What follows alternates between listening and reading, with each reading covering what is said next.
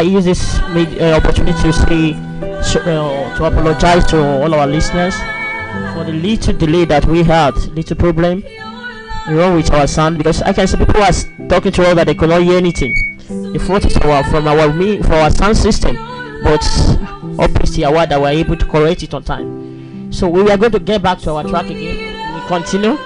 We are going to connect back to our listeners again. We are highly sorry. We are highly sorry. We are highly sorry. This is not our fault. So please, we are highly sorry. We have corrected it. We have corrected it. So we are going to call our listener back again. We are going to call him back again. So right now you can catch up. We are still on YouTube, and all sound are working fine now. So we're able to listen to the sound. We are very sorry.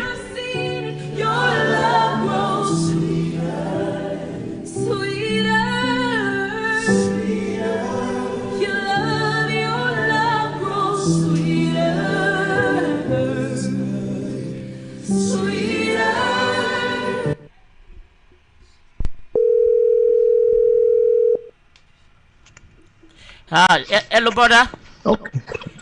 Hello. Hallelujah. Hallelujah. Praise Yahuwah. Yes, hallelujah. We are sorry. We have a little, we don't even know that our sound system is not working.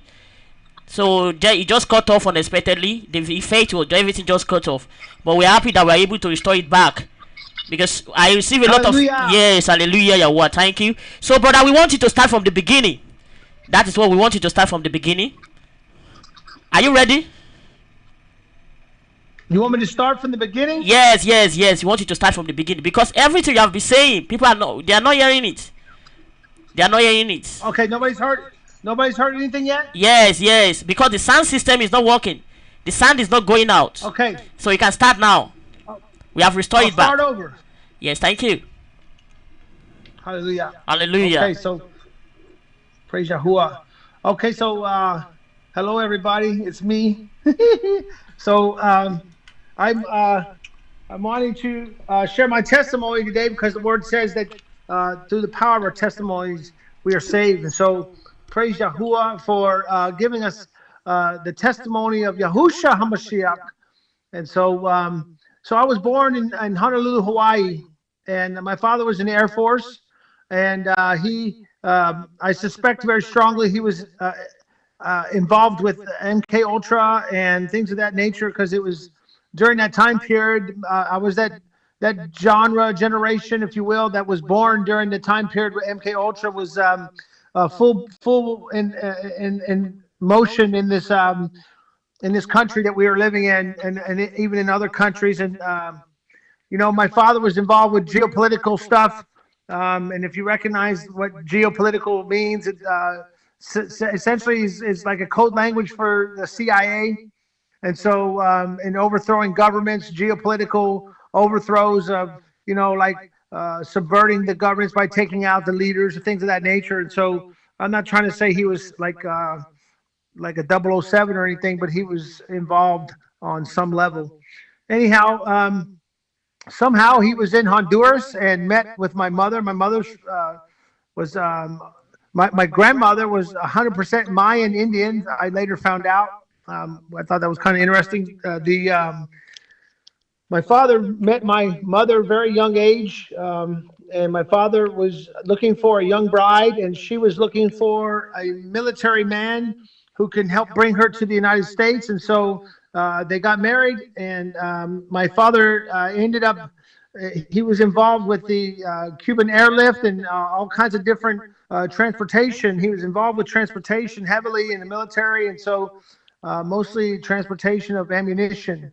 And he wrote the regulations on transporting those munitions that are even still in effect even today. So my mother, she says, well, I'm coming to America. I'm bringing my family. I'm going to give you a baby. And so they gave birth to my brother.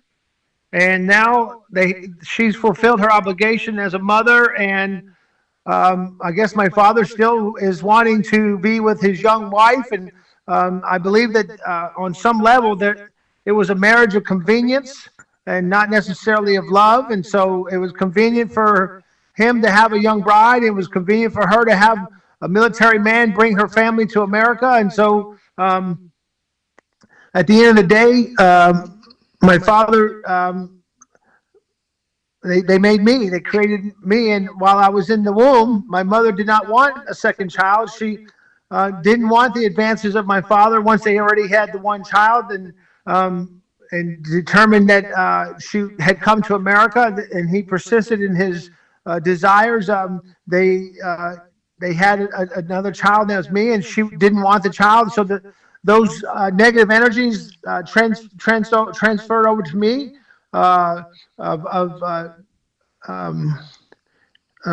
rejection, the spirit of rejection, the spirit of unwanted and being undesired, and so those dark things enter into. My mother was also sick with severe migraine headaches throughout the whole pregnancy. When I was born, I suffered from infancy, from a young age, with severe headaches, severe migraine headaches, and so I was plagued with these headaches for a good portion of my life, all the way into my 30s. And so thank goodness for Yahuwah and his mighty, powerful ways. He's delivered me from every single ailment that I've ever had. He's so good and so faithful and so awesome.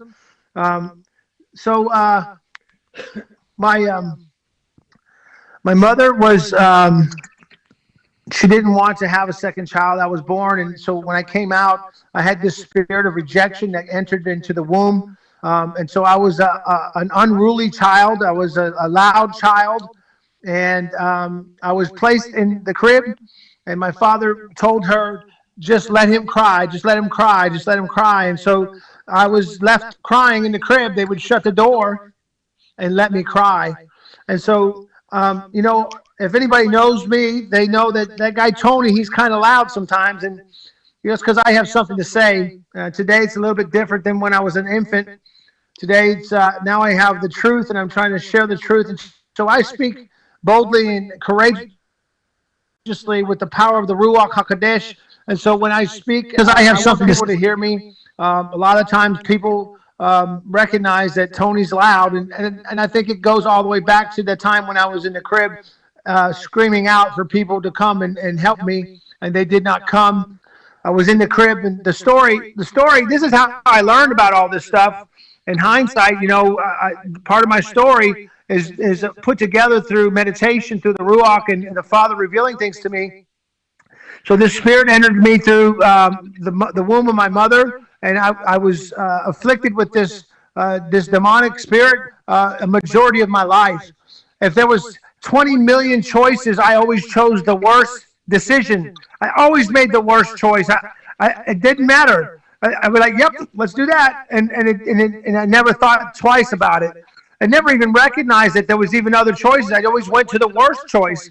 And so people who knew me recognized this about me. They're like, wow, that guy Tony's a real knucklehead. He makes all the bad decisions. He makes all the wrong choices. And so I didn't recognize this until I got delivered from this spirit.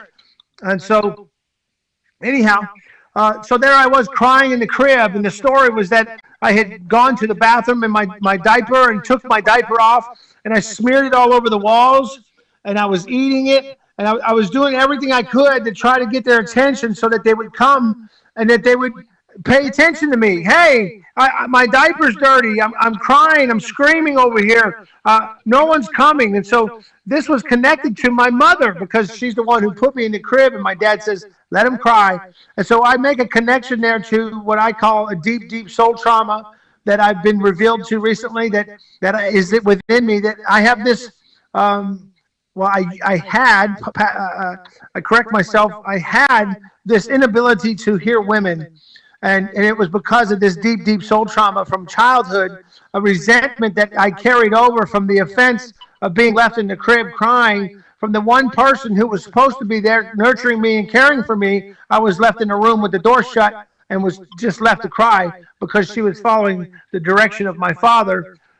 Now, I don't know that there was any necessarily any negative intentions behind it per se, but I would say that it was definitely had negative negative things came from it. So part of MK Ultra, what they do is they fracture your mind through trauma, through some traumatic event like sleep deprivation or what have you. And then once they fracture your mind, the enemy can enter in, and it creates alter egos. And it's really deep. There's a lot of detail about it, but I don't really have time to go into all of that right now. But so I suspect that somehow as a child I was linked to. I don't remember my childhood. A lot of people, they can tell you that, I remember when I was 2 this, or I remember that. I have trouble believing them because I literally can't remember anything in my childhood up until I was around 10 years old. So back and forth, I went. My mom and dad came. They were all over the place: Panama, Central America, Honduras. We traveled quite a bit, and so when we came from Panama, Central America to the United States, we went to Texas, and that's where my mother stayed in Texas. My mom and dad, they got separated, and my father moved to California. And they said, my mother said, "Well, who do you want to live with?" I said, "Well, who's going to live with my dad?" And she said, "Nobody." And I said, "Well, then that's where I want to go. I want to go live with him because I didn't want my father to be alone. I didn't want my dad to be by himself." And so even from a young age, I've had compassion for people from that type of mindset. I had a love for people who, were going to be alone. I thought, wow, that's terrible. I don't want him to be alone. I'm going to go with him. So I chose to live with my dad, and that just spurred on this deep-seated hatred that my mother has had, this bitterness towards me all the way back to the womb. Because now, mind you, she's had this pregnancy, undesired pregnancy, and then I'm born. Now I'm an undesired child. I'm treated badly. I'm put